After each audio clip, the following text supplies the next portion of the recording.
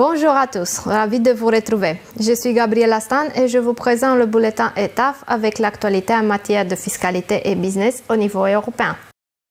Le 12 mai, le tribunal de l'Union européenne a annulé la décision prise par la Commission européenne en octobre 2017, selon laquelle la décision accordée par le Luxembourg à Amazon constituait une aide d'État illégale en vertu du droit de l'Union.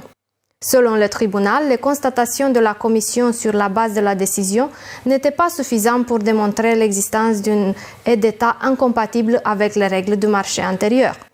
Dans une déclaration commentant la question, la vice-présidente exécutive Margrethe Vestager a déclaré que la Commission étudiera attentivement l'arrêt et réfléchira aux prochaines étapes possibles, y compris un éventuel recours devant la Cour de justice.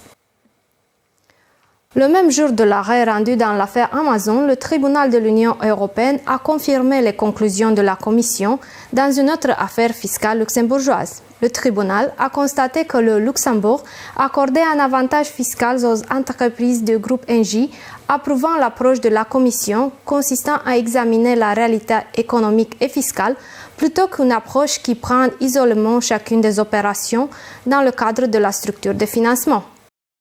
Le tribunal a également approuvé la conclusion de la Commission selon laquelle un avantage sélectif a été conféré à la suite de la non-application des dispositions nationales relatives aux abus de droit.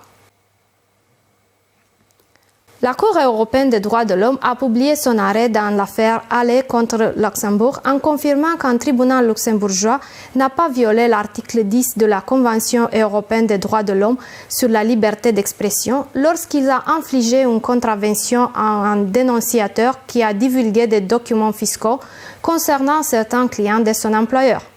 En particulier, M. Halle avait causé un préjudice à son employeur en divulguant des documents soumis au secret professionnel dans le contexte de l'affaire LuxLeaks.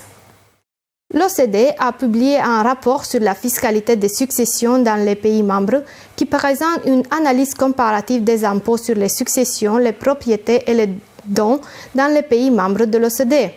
Le rapport souligne le degré élevé de concentration de la richesse dans les pays de l'OCDE et la répartition inégale des transferts de richesse. La majorité des 37 pays de l'OCDE perçoivent actuellement des impôts sur les successions.